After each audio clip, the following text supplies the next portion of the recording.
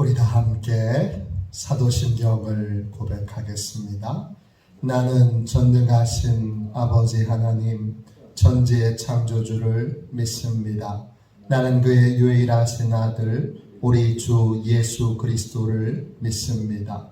그는 성령으로 잉태되어 동정녀 마리아에게서 나시고 본디오 빌라도에게 고난을 받아 십자가에 못 박혀 죽으시고 장사된 지 사흘 만에 죽은 자 가운데서 다시 살아나셨으며 하늘에 오르시어 전능하신 아버지 하나님 우편에 앉아 계시다가 거기로부터 살아있는 자와 죽은 자를 심판하러 오십니다. 나는 성령을 믿으며 거룩한 공교회와 성도의 교제와 죄를 용서받는 것과 몸의 부활과 영생을 믿습니다. 아멘. 우리 함께 찬양 드리도록 하겠습니다. 우리 찬송가 324장 함께 우리 찬양하겠습니다. 찬송가 324장입니다.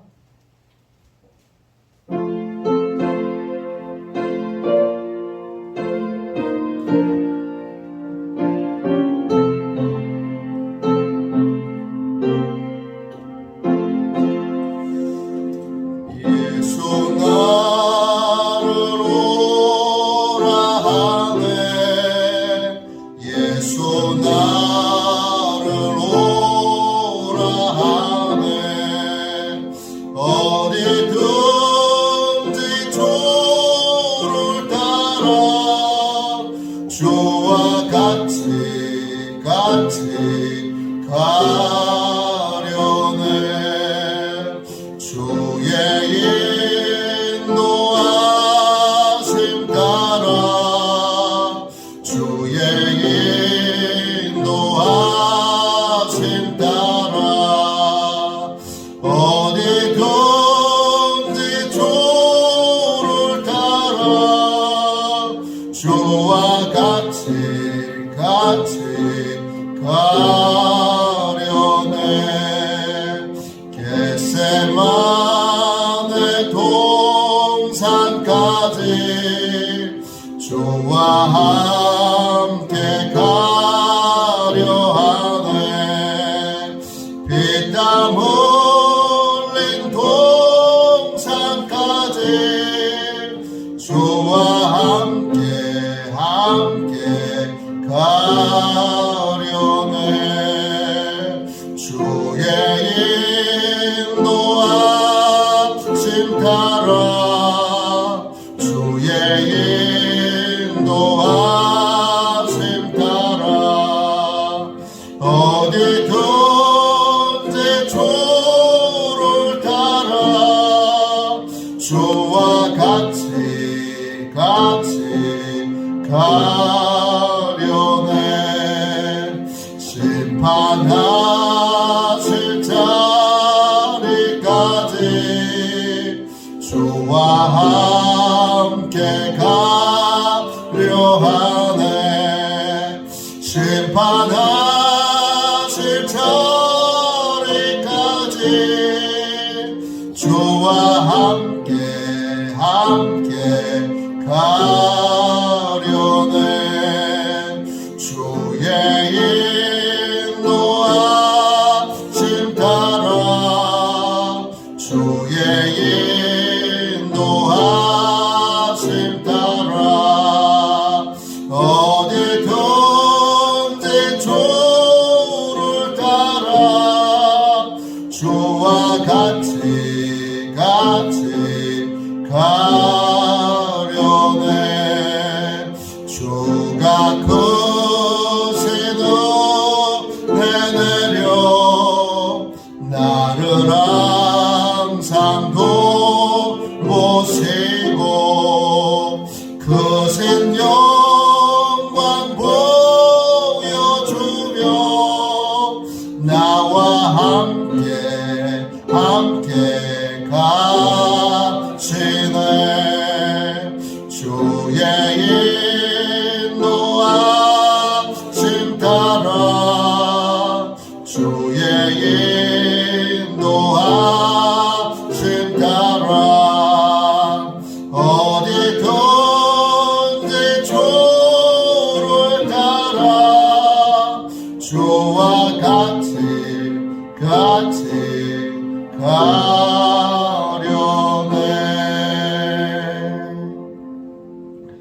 영적 보호를 위하여 함께 우리 기도하겠습니다.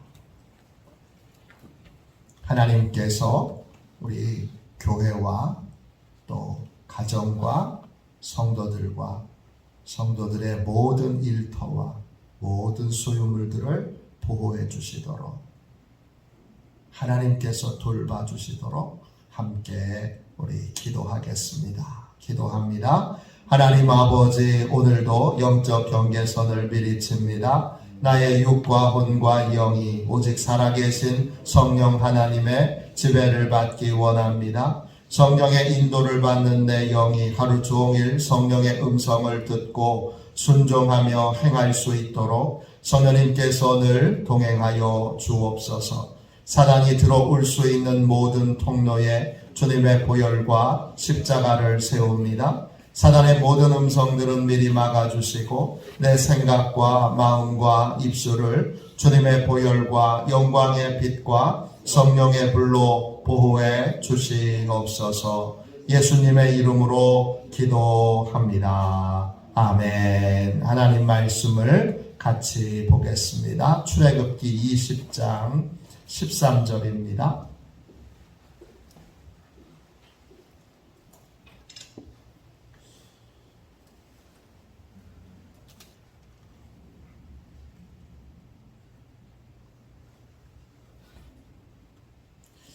출애굽기 20장 13절 우리 같은 목소리로 우리 한 절 말씀을 함께 읽겠습니다. 같이 읽습니다. 살인하지 말라. 아멘. 우리 성경 말씀을 한 군데 더 보겠습니다. 마가복음 14장 63절부터 65절까지 말씀입니다. 마가복음 14장 63절부터 65절까지 말씀입니다. 신약 성경책, 제가 가지고 있는 성경책으로는 82쪽 되겠습니다.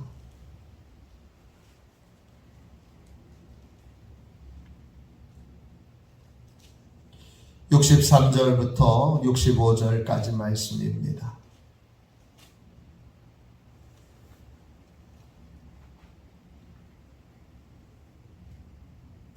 63절부터 65절까지 우리 같은 목소리로 함께 읽겠습니다. 같이 읽겠습니다. 대제사장이 자기 옷을 찢으며 이르되 우리가 어찌 더 증인을 요구하리요. 그 신성 모독하는 말을 너희가 들었도다.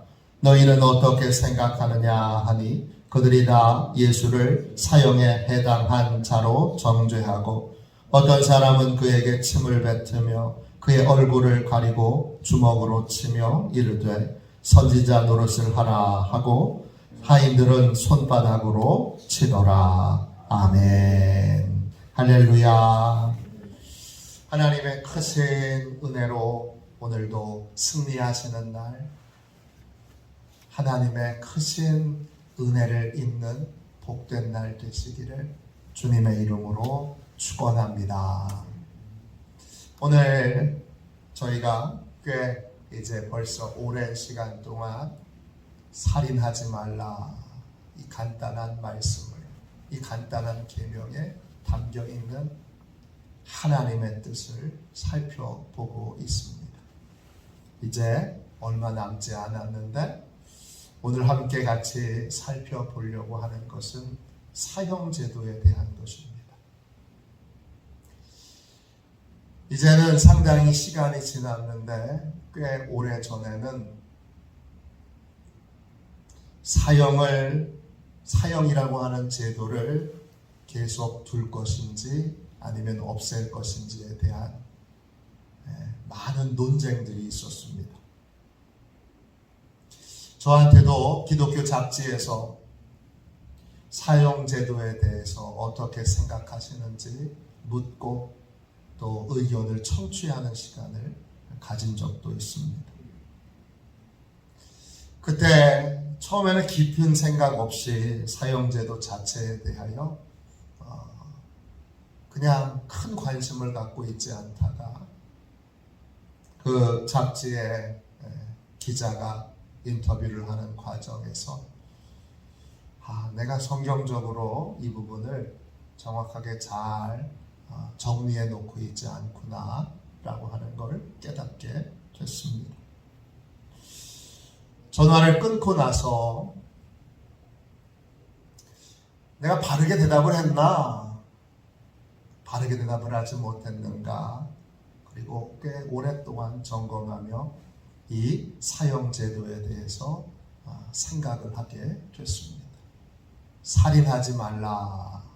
주님이 그러셨는데 사형제도는 죄로 인하여 국가가 살인을 하는 것입니다. 이것에 대해서 과연 성경은 어떻게 말하고 있는가? 첫 번째 성경은 레위기 20장에 보니까 레위기 20장은 사형에 해당되는 죄의 목록들이 쭉 나옵니다. 하나님께서 구약의 율법으로 사형 제도를 두신 것을 알게 됩니다. 하나님께서 사형 제도를 두신 이유는 죄에 대한 경각심을 갖도록 하기 위해서입니다. 이것이 사형 제도가 필요한 가치입니다. 그런데 사형 제도에는 한 가지 심각한 문제가 있습니다. 사형을 집행하는 국가와 또 재판을 하는 재판장, 또 수사를 하는 경찰, 또 고발을 하는 검찰 등등이 공정한 재판을 하지 않을 가능성이 언제든지 있습니다. 이미 여러 번 자기가 하지 않은 죄에 대하여 사형 집행을 당한 억울한 사람들이 우리나라에도 많이 있습니다. 범인인 줄 알아서 사형을 집행했는데 나중에 그분이 돌아가시고 나서 진범이 잡히는 경우도 있었고 또 여러 가지 이유로 억울하게 사형 집행을 당한 경우들이 있습니다. 이것이 사형 집행의 사형이라고 하는 제도가 가지고 있는 치명적인 약점입니다. 성경을 보면 오늘 읽은 말씀에 보면 예수님이야말로 물론 예수님께서 자발적으로 대속의 십자가를 지셨지만 예수님이야말로 억울한 사형 집행의 대상입니다. 오늘 63절 보시면 대제사장이 과장해서 옷을 찢으면서 우리가 어찌 더 증인을 요구하리요? 그 신성 모독하는 말을 너희가 들었도다. 너희가 어떻게 생각하느냐? 그러니까 다 짜고 예수를 사형에 해당하는 자로 정죄하고 그리고 침 뱉고 얼굴을 가리고 주먹으로 예수님의 얼굴을 때리고 그리고 하인들은 손바닥으로 예수님의 뺨을 후려치면서 그러면서 정죄하며 예수님을 십자가에 못 박습니다. 예수님은 신성모독이라고 하는 죄목으로 사형 집행을 당합니다. 그러나 예수님은 한 번도 신성모독을 한 적이 없습니다. 도리어 사형을 집행했던 대제사장들과 제사장들의 종들, 그와 함께 어울려 있던 사람들이 신성모독을 저질렀습니다. 재판은 공정성을 담보할 수 없습니다. 그래서 신약과 구약을 종합해서 볼 때 이 살인하지 말라 이 계명이 사형제도에는 어떻게 적용되어야 할까요? 죄에 대한 경각심을 두기 위하여 사형제도는 있어야 합니다. 그러나 공정성, 이 공정한 재판이 이루어져야 하기에 사형제도는 죄에 대한 경각심을 갖기 위해 주되 가급적이면 사형 집행은 하지 않는 것으로, 직접적인 사형 집행은 하지 않고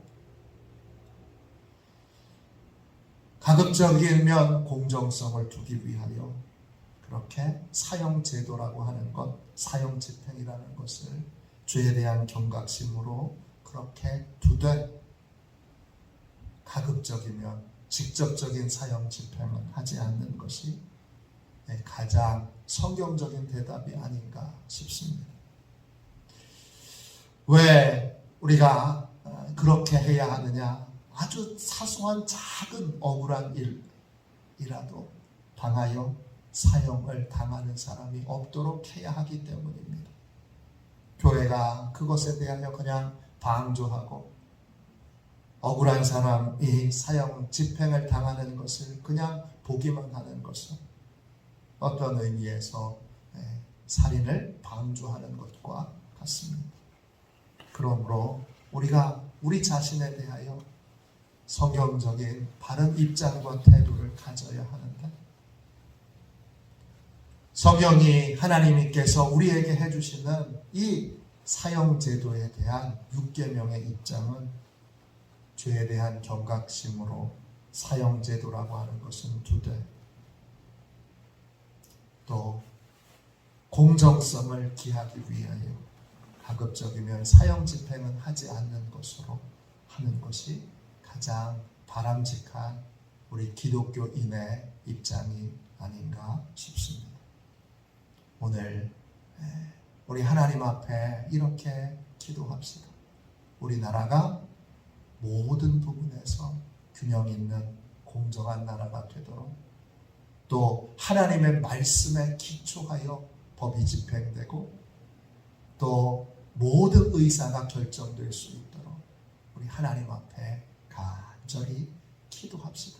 대한민국이 말씀 위에 서는 나라, 말씀으로 법이 집행되고 모든 절차와 모든 내용들이 말씀 위에 세워지는 그러한 성서조선, 말씀 위에 세워진 나라가 될 수 있도록, 무엇을 결정하든지 하나님께서 어떻게 생각하시는가, 하나님의 말씀에는 어떻게 나와 있는가, 이것을 살피며 그렇게 범사의 모든 것을 행할 수 있는 나라, 하나님의 말씀 위에 세워진 나라가 될 수 있도록 여러분 합심하여 기도해 주시기 바랍니다. 기도하겠습니다. 자비하신 하나님, 귀한 은총과 은혜를 감사합니다. 주께서 이 나라를 위하여 오늘 이 복된 주일에 기도하게 해 주셔서 감사합니다. 주여, 하나님의 말씀 위에 세워진 나라가 되게 하여 주시고 억울한 자 없도록 늘 보살피며 돌보며 하나님의 말씀 위에 또 공정하고 또 분명한 믿음의 태도로 모든 법을 집행하며 또 모든 것을 하나님의 말씀대로 하나님의 뜻대로 결정할 수 있는, 주여 말씀으로 모든 것이 움직이고 이루어지는 복된 나라가 되도록 하나님 축복하여 주옵소서. 모든 교회들을 축복하소서. 나라와 민족을 위한 기도가 다시 불붙듯 일어나게 하여 주시고, 아버지여 구국 기도를 하는 아버지여 주님, 수많은 믿음의 사람들을 불러일으키셔서 대한민국이 하나님의 뜻대로 아버지여 주님 그렇게 이루어지며 세워지는, 하나님의 말씀 위에 세워지는 복된 나라가 될 수 있도록 하나님 축복하여 주옵소서. 오늘 기도합니다. 우리의 인생도, 우리의 가정도, 우리의 일터도 오직 하나님의 말씀 위에 세워지게 하여 주시고, 내 생각, 내 뜻이 아닌 하나님의 분명한 말씀 위에 세워진 반석 위에 세워진 인생과 가정과 일터가 되도록, 또 몸된 교회와 조국의 모든 교회들이 될 수 있도록 하나님 축복하여 주옵소서.